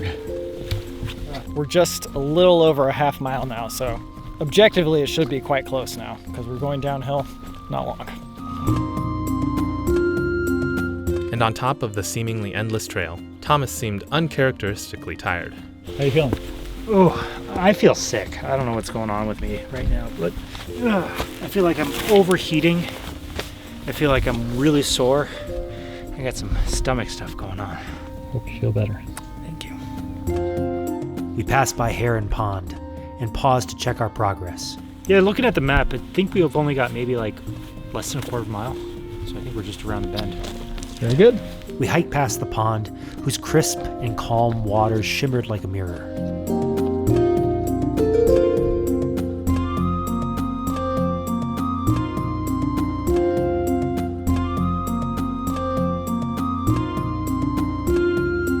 There really is a ton of stuff to find all throughout this forest. And I saw dangling on this little branch are the remnants of a paper wasp nest. And I could tell just by the texture that it was a paper wasp nest, but if you look inside, you can kind of see the remnants of the little hexagonal cells that are inside. But right now it just feels like wet toilet paper dangling on a tree. I'm glad that there aren't any wasps left to sting me though. And then down here is something called brown funnel polypore. I've also heard it called fairy stools. And on the top, they have these concentric circles just radiating out in this beautiful pattern. And then underneath, they just have this beautiful brown velvety polypore surface. Just another really cool thing that's easy to overlook. Meanwhile, Thomas and I had gone up ahead to scout out the campgrounds. All right. Man, I cannot believe how long that took. We checked the map of the area and got our bearings. So the group campsite is this way. The lake is right there. The majority of the campsites are this way. Thomas is going to go scout ahead, and I'm going to wait for the guys coming down this way. While I waited for the others, I decided to check out the rickety-looking bridge, which was surprisingly sturdy, and provided a nice view of Deer Lake. Before long, Bryan showed up and decided to help find a good campsite. Okay, you got the map. Find a good campsite. I'll wait for Andrew. All right. I trust your campsite picking skills. The other guys want to head already? Sweet. Looking forward to this. Me too. Whoa. This beautiful family of Fly Agarics. Wow, that is so... You know how people have those stickers of their families on their car? I want a sticker of that on mine. That is just straight out of a fairy tale. This was a perfect cluster of Amanita mushrooms, which demonstrated how each one grows from a small egg, or veil, which eventually splits apart and becomes the iconic white spots on the red cap. Now that everyone was here, we explored the area some more. Man, nice lake. What's the scoop? There's campsites that way too, but it goes really far. So I'm checking this one first. Oh, okay, I see. Okay, you know what? Rather than wait, I'm gonna go down this way, and I'm just gonna take a picture of all the campsites up this way, and then we can compare to the other ones over there. One right there. Okay, so that one's open. It is a little bit muddy. I just passed 2 people and they said the other one here is also open. So let's go check this one out. Okay, I believe this one is the llama camp. Not sure where it is exactly. Maybe across the way? Yeah, you can see it across the way there. Oh yeah, huge clearing over there. Ooh, that is very nice. This one's probably the nicest, but it's also kind of far from the bathroom. Yeah, this is pretty good. Now it was time to report back to the others. Well, I mean, it's up to you guys because it's really far. It is miles above anything else. I walked down past campsite 2 and I was like, well, this is something, but that's really sad looking. All right. Yeah, let's do it. this? Yeah. Even though it's far from the privy? It's flat, right? Right, yeah. Okay, the campsite is nice, but that trail was not nice, Robby. I didn't say the trail was nice. I said the campsite was nice and very far. Oh, I asked you how the trail was. I said it's fine. Fine. Literally hiking through a marsh. It was very muddy. I feel like today is much a better day than yesterday. Today just felt weirdly long because I thought it was going to be a super short hike, but it objectively was a short hike. Oh, I know what could cheer Thomas up. Got some astronaut ice cream. So Kevin gave us this astronaut ice cream. I'm gonna sacrifice it so that Thomas can. No, I'm good. Do you want a Rice Krispie treat? I'm good. I'm good.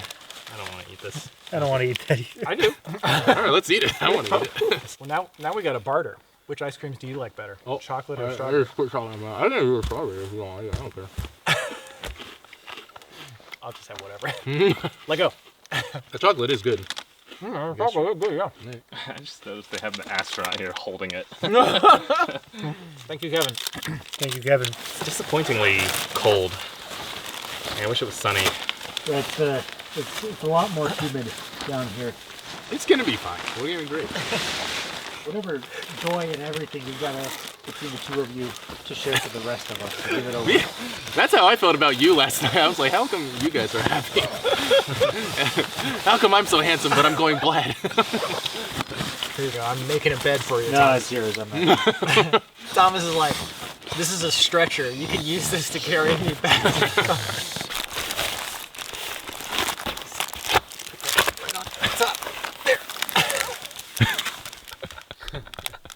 All right, I'm gonna gummy it up. Yeah, eat your gummies. You know why? Because I don't have my real fruit snacks. This is all fake fruit snacks. Sonic.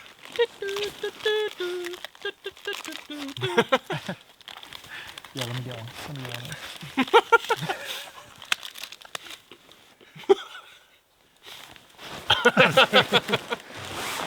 Anyone else want one? You can eat your golden rings to heal your. Now, we got our sleeping gear ready for the tents.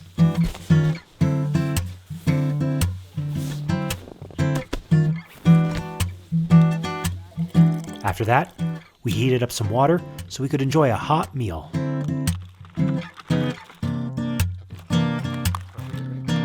Okay, so since Thomas and Andrew skipped their meals the first night, we actually have extra food. Oh yeah. So we're gonna have a pre-dinner dinner. You know, we were all sitting here. Some of us a little less enthused than others. So we're like, let's have a nice warm meal to cheer everyone up. Everyone is cheered. So this is the beef marinara pasta. So this is the one I had when we were sitting in the rain, and I did something to it that made it flavorless. It was super sad. Tastes pretty good right now. No, this is way better. Mine was like a soup. Man, not only do we get one extra pre-dinner meal, we get 2 extra pre-dinner meals. And then we get to eat dinner. I was just relax. very apathetic about when you guys were talking about cooking some meals up, but after I've taken some bites, it's definitely feel a lot better. After our pre-dinner meal, we relaxed in our tents for a bit and let the time pass. Then, about an hour and a half later, we decided it was time for our actual dinner. After preparing our meals, we sat and reflected on the journey so far. Okay, how was the trip? Everybody have a good time? Sucks. No, I'm just kidding. Have a good time? I had a really good time. I feel like this is the hardest trip I've taken in a while. A lot of ups and downs, I feel like, on this trip. Literally. Yeah, yesterday was a tough day, but it really helped me remember to not take things like climate control and a roof for granted and just dryness. We've ended a lot of trips with rain. Starting a trip with rain is not advised. When you get rained on and you're like, how am I going to recover from this? Yeah. The hike yesterday, we started going and the sun came out. It felt like everyone's spirits were just uplifted at that point. We went from -50 to like +100. And we're like, all right, now this trip is turning into something. Yeah, me and Bryan really suffered that first night. I don't know if it comes across. But I gotta say, Olympic National Park, I didn't know what to expect. I knew there would be some rainforest, but totally blew me out of the water. Yeah, same. It's amazing how many different biomes and environments you get, because there's the iconic rainforest, and it's known for the Ho rainforest, but then you get these amazing mountain views and these amazing lakes. And we haven't even seen like the ocean coast, but that's part of the park too. Sure. Yeah. Seeing Mount Olympus appear from behind those clouds was very surprising and one of the best experiences of my life. Yeah. Easily. Seeing all the different mushrooms and finding for the first time like a real red Amanita muscaria mushroom was the highlight for me. I think mine were the bears and the berries. Just yeah. seeing So many the berries. cutest, fattest, best looking bears. I don't know, they were just sweet. And then the berries. I was gonna eat that bear. But then you got the blueberries and the huckleberries that actually made the mountains smell like a blueberry cobbler. Is it time to eat yet? One last dink before we sink. Ding, ding, ding, ding, ding. Beef stroganoff. Beef stroganoff. Got lasagna. I got sweet pork and rice, which I've never had before. Oh yeah. No, pretty good. It was like barbecue? Yeah, it's a little barbecue-ish. Oh, it's like a Mexican kind of Chipotle looking thing. Oh, that's really good. After eating our meals, it was time for one last dessert. Here, take one, please. Take one, please. Oh, that's too good.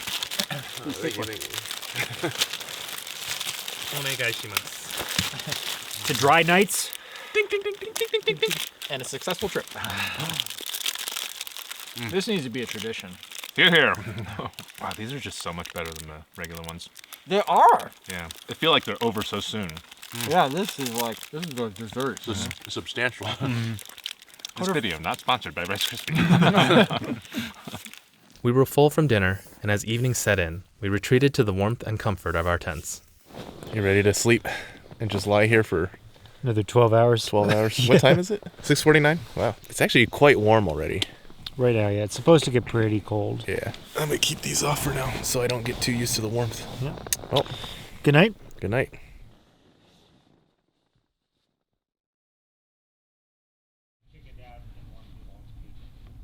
All right, it is 7:09 a.m. We are getting packed up. Get back to that trailhead nice and early. Nice. Good morning. Good morning. How did you sleep last night? Pretty good. I feel like it didn't get any colder than it did last night than it did the previous night. Now to muster the courage to get up. Yeah. This morning was the polar opposite of yesterday. We had packed all our gear up with record efficiency. Now, we made the trek back to the main trail. It was a frigid morning. A cold mist hovered above the nearby pond, and a delicate frost clung to all the vegetation around us. On our way out, Andrew saw some mushrooms growing here and there. So these are chanterelles. These are an edible mushroom. You're also allowed to collect mushrooms for your own consumption. Mushrooms, as a reminder, are just like a berry on a plant. They're not the actual organism. That's deep underground. So if you look at the underside of this mushroom, you can see that where you usually expect gills, you actually see these folds. So they're not a separate like gill structure, it's just little wrinkles in the surface. Usually it has kind of like a nice little, yeah, it's almost like a buttery odor. Yeah, there's some all over here too. Great place to forage. It figures I would find choice edible mushrooms right when we were in a rush to leave camp. We followed the trail out to Deer Lake and then stopped to take it all in. This is the best example of serenity, I think. Textbook definition. Textbook, exactly.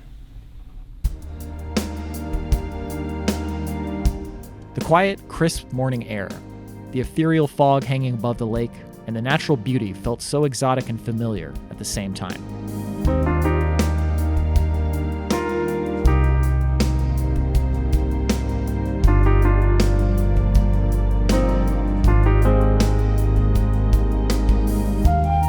After a moment, we continued hiking. On our way out, Andrew came across a familiar tree.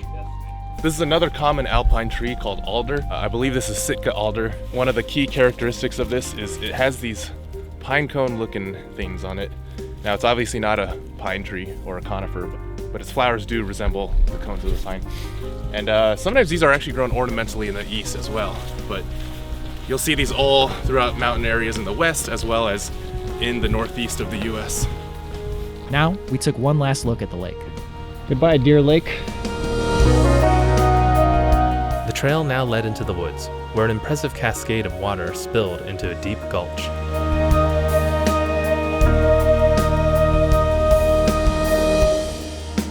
These little pinning mushrooms are called violet webcaps, and you can see where it gets its name. These just have such a brilliant purple color, and it stands out so clearly against all this green moss. It's really cool to see these flashes of color just sprouting from all the greenery.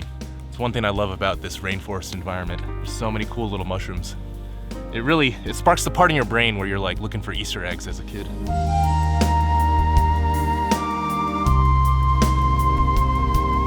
As we continued deeper into the woods and further down the mountains, we crossed paths with a viewer and fellow hiker, Jake. I've just been watching you guys for a long time. You guys have inspired me. Your guys' talks on different vegetation and being around the fire, and you guys just seem just like really great friends, and it's super nice. So thanks for inspiring me to get out. We hiked on, passing by stunning views of the distant hills and crossing over gushing streams that wound through the forest.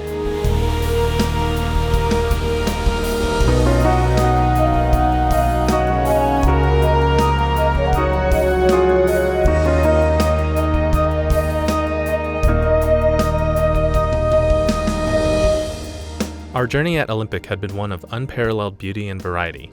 It had taken us through lush rainforests, along placid alpine lakes, and atop rocky mountain peaks. And now, the trail had one more surprise in store for us. Duc Falls. Getting louder.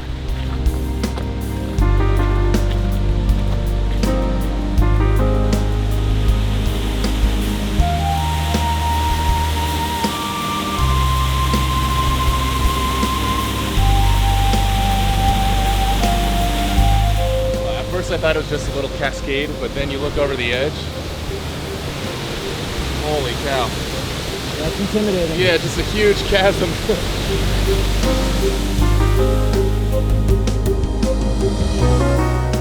Olympic National Park's vast diversity of landscapes and life comes in conjunction with a deep-seated interconnectedness. One that reminds us of the optimistic fact that no matter how alone or isolated we feel, we are always, in some way, here together.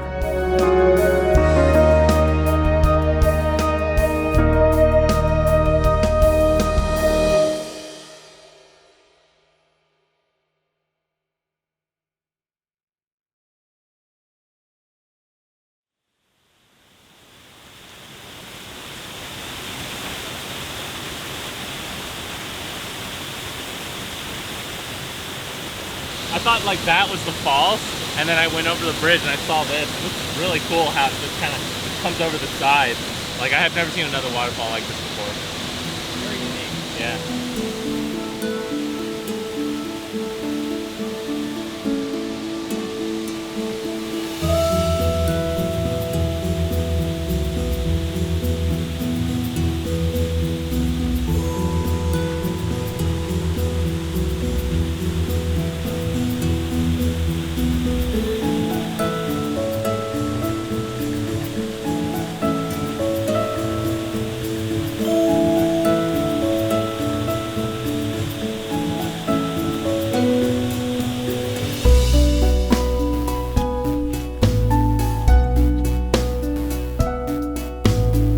Have you decided on what you're having for breakfast yet? Everything.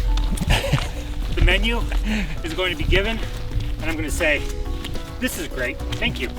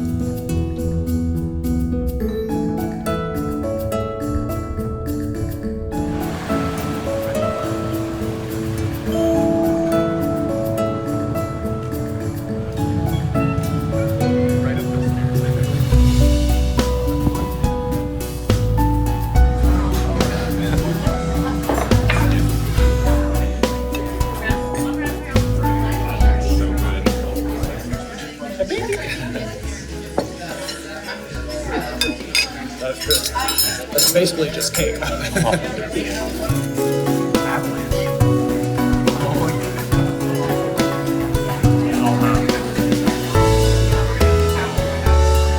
a stone. I don't think I've ever had a warm stone in my life. That's so good. So happy.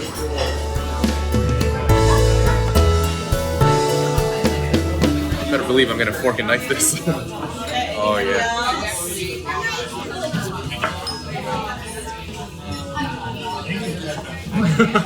Wow, that's really good.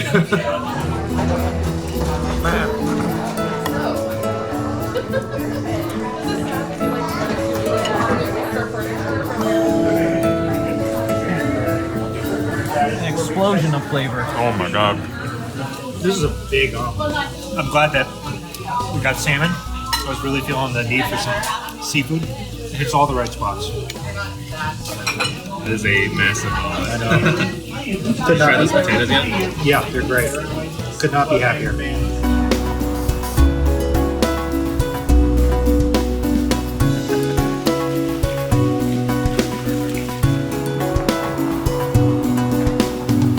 Thomas just bought a shirt. Look like a cowboy. It's like, wait, this is not Pacific Northwest look I was going for.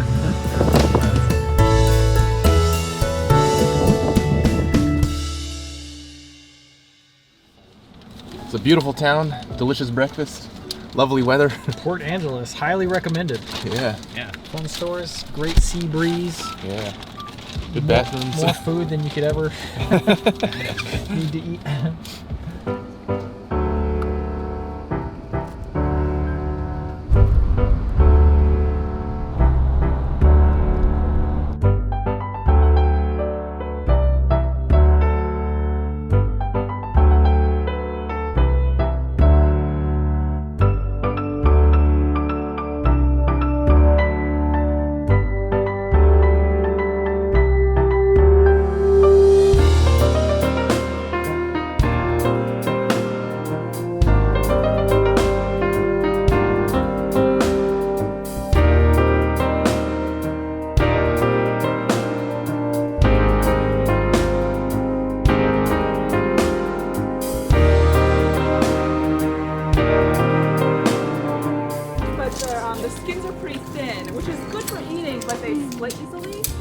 Oh, that's delicious. Give me one. The orange tomatoes taste better than the... No, it's amazing.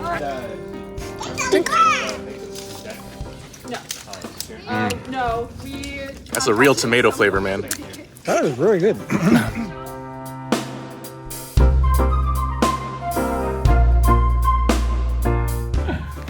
Oh man, my lower back. Okay.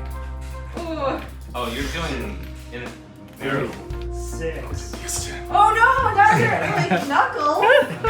Come on, you're in Bruce Lee's. You gotta do it for Bruce. 15. That's 17. What are you talking? Oh, sorry. 18. 19. 20. Yay! Nice.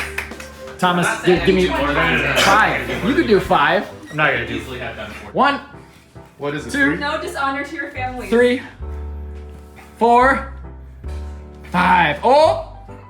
6. Was that 6 or 1. It's in your weird push-up form. No, this is for your shoulders. Yeah. This is for your shoulders. That might have been 6 even. Oh, amazing. Alright, ready? I didn't know what we 2, 3, 4, 5, 6, 7, 8, 9, That's right. 10, 20, 21, 22, 23, 24, 25. Oh! Bryan always winning the challenge. Incredible. That's impressive. Wow. Doing weights actually helps. Thank you very much for watching. Hope you enjoyed the video. If you did, one of the best ways you can help out the channel is by hitting the like button. And if you really like the videos, you can go to patreon.com/adventure and get early access to the videos, bloopers, commentaries, and live streams. And at some of the higher tiers, you can get your name in the credits, copies of the soundtrack, or even one of the special shoutouts that we put at the end of the episodes. If you want to listen to any of the original music that we write for the episodes, you can go to adventurearchives.bandcamp.com. Finally, we have t-shirts for sale, which you can buy at bit.ly/adventureshirts. Thank you very much once again for watching the video. We'll see you in the next one. I'm Chris Higginbottom of Eventendo Archives, and today marks a new endeavor for Eventendo. News feeds directly to you. For this first installment, we've got some important news for Adventure Archives patrons, or if you're just thinking about being one. And honestly, if you're neither, what's wrong with you? Adventure Archives patrons like Jenna Spitzer and Matisse Vicar already knows what it delivers. Great videos, and bloopers, commentaries, your name in the credits, and even more. All there in full 2D, right in front of your naked eyes. Now, let's hand it over to Douglas Jackson for some more announcements.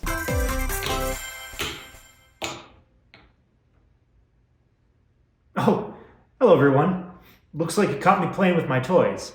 I've got a special message from Ryan Krimba. To my old pal, Chris Jordan, thanks for tackling Mount LeConte with me. And more importantly, thanks for not pushing me off the peak. Can't wait for our next adventure. And now, let's turn it over to Sun Jan Huang for a special demonstration on Super Greedo Brothers. Thanks, Douglas. Today I'm going to show you all the new characters you can play as in our new game, Super Greedo Bros. First up is a returning Kung Fu classic, Gavin Ryan. Next up is Ren and Yvette. This karate duo packs a powerful punch. And finally, we've got a new character, Dan Vulcans. And now, over to Christina Alvarez to close it out.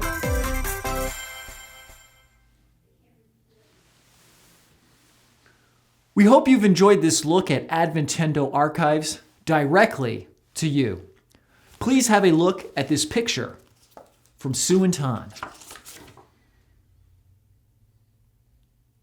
Thank you for watching.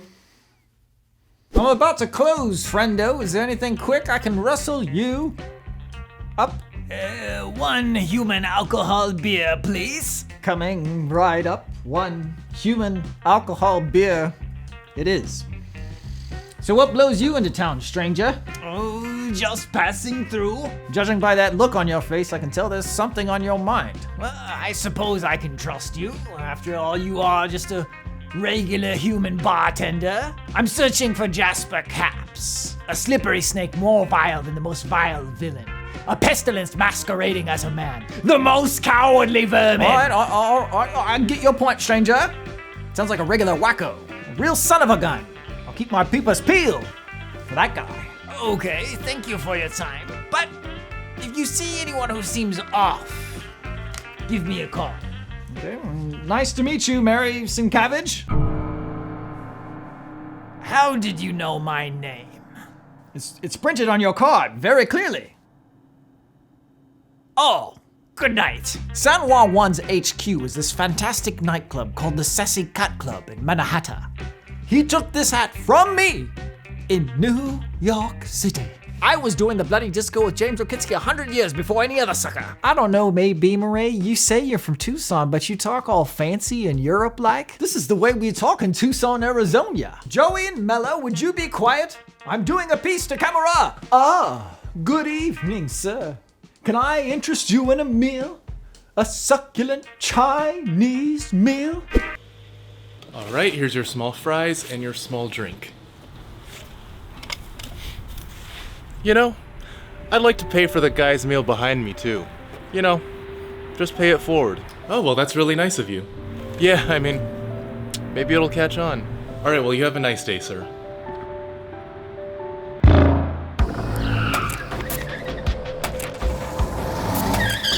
Ah! Stop! Please let me go first.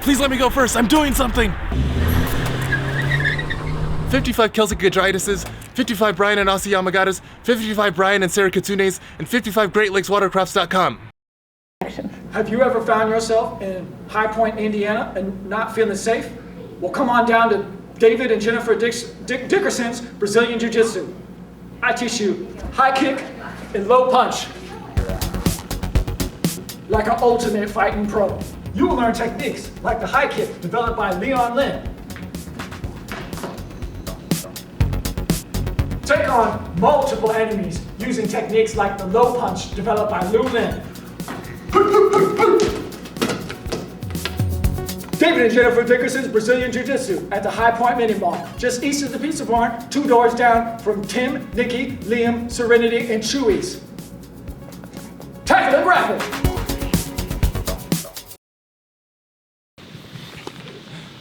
Me and Bryan were walking down that hill and we were like, we're gonna plan the next 5 trips. At least one of them will be a road trip.